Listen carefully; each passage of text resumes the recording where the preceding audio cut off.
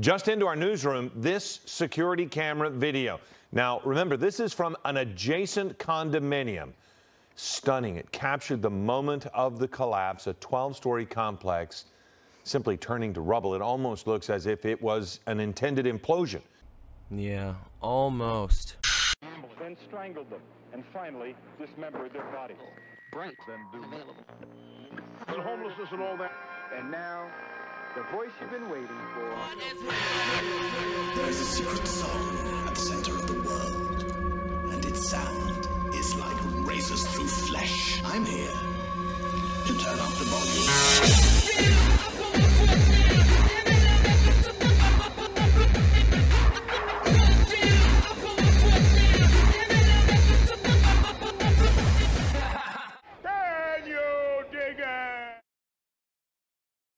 And one of the big stories lately has been the inflation. People have been feeling it at the gas pump, and also when they go to the grocery store. There's been a big increase in the price in stuff like steak and bake. And they try to explain this on the news. They say, well, you know, it's because of pent-up demand because of the pandemic and everybody coming out and wanting to buy stuff now, and then there's some supply chain shortages and blah, blah, blah. And the only thing they don't talk about is the amount that we have increased our money supply. We've just created a bunch of dollars to, you know, send out these stimulus checks because our economy didn't grow, it shrank because we weren't allowed to fucking work. It wasn't COVID that caused all these people to get fired and all these businesses to go out of business. It was our dumbass reaction to it. And one of the things we did was create a whole bunch of money out of thin air. How much money did we create? A ton, alright? Of course, I'm sure that has nothing to do with it. It's all just, you know, pent-up demand. This will all just blow over in a few months, I'm sure. We'll see how that one goes. One of the other things I was thinking about lately was there's been a lot of talk of adrenochrome, and, you know, for a long time people treated it like it was some completely made-up shit. And for some reason people seem to think that the first time it was ever really put into any kind of literature was in Fear and Loathing in Las Vegas in 1971, which was a fictional work, but it is an actual thing. What is this shit? That stuff makes pure mescaline seem like ginger beer, man.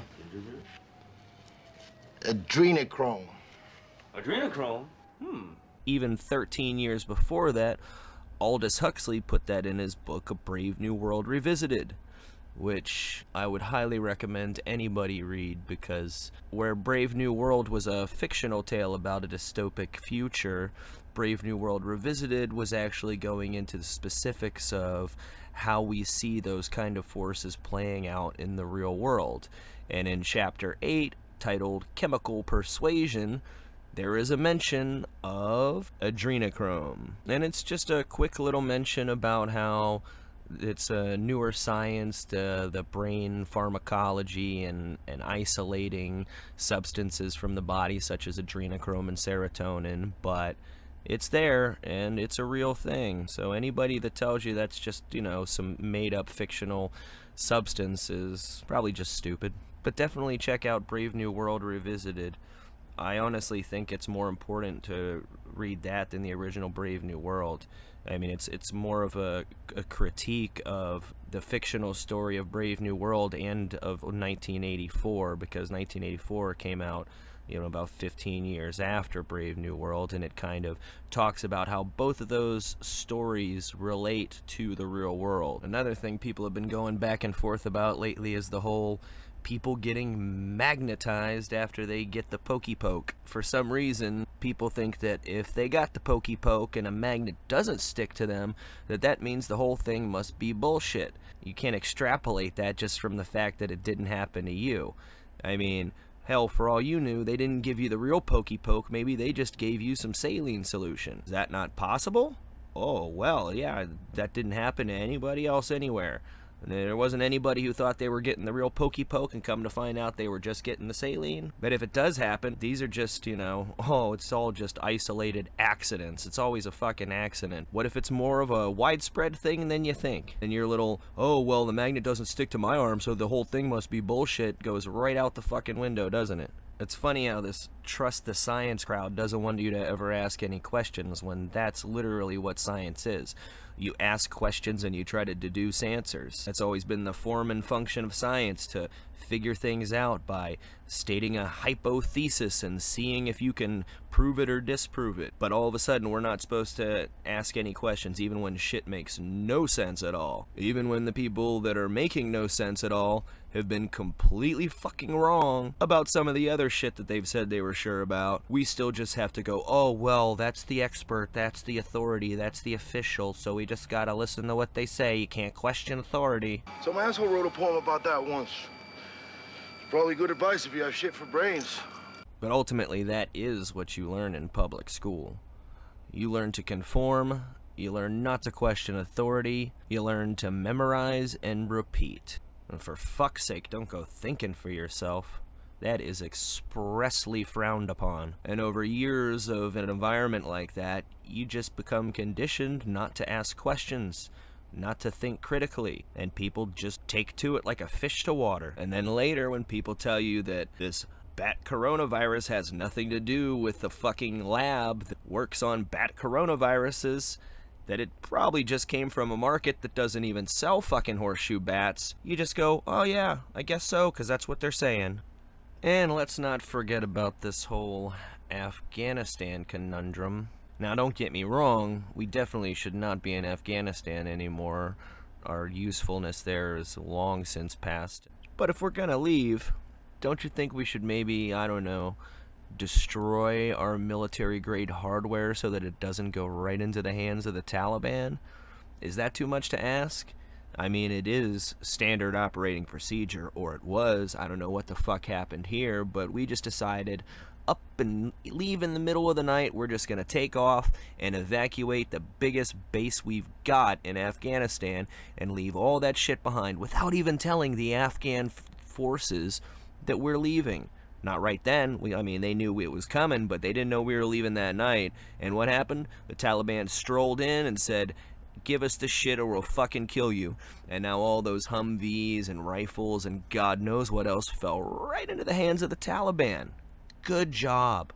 That's just fucking aces, isn't it? Like I've been saying, you better get ready for something to go terribly wrong, because it's in the cards. I mean, it could be the power grid going down, an EMP, fake-ass alien invasion, but something's gonna happen. I mean, there's just too much predictive programming going on, and there's just all signs are pointing towards bad shit.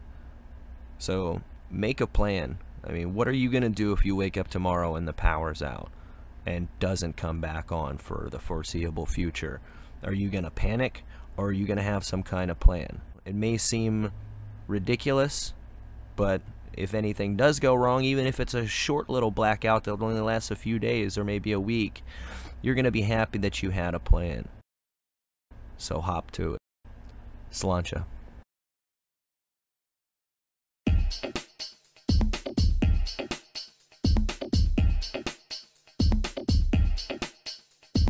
All I have in this world is my thoughts and my words, and I don't break them for no one. You understand? So say good night. So say good night to the bad guy. So say good night. So say good night to the bad guy. So say good night. So say good night to the bad guy. So say good night. So say good night to the bad guy. Come on. Come on.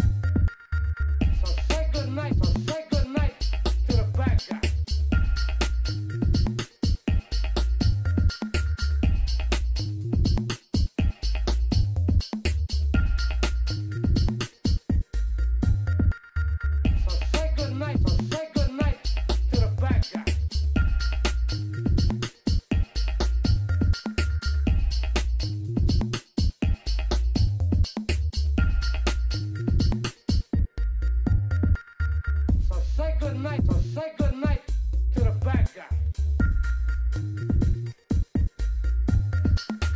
So say good night to the bad guy.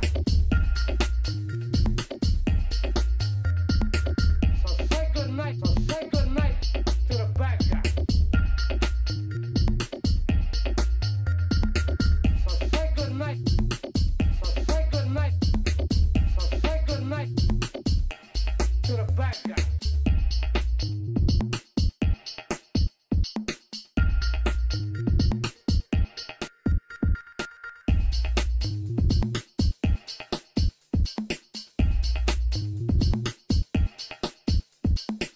So say good night to the bad guy. So say good night.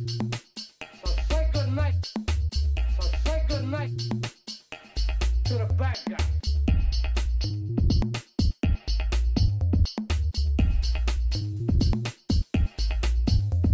I told you, don't fuck with me. I told you, don't fuck with me. I told you, don't fuck with me. I told you, don't fuck with me. You stupid fuck. Look at you now.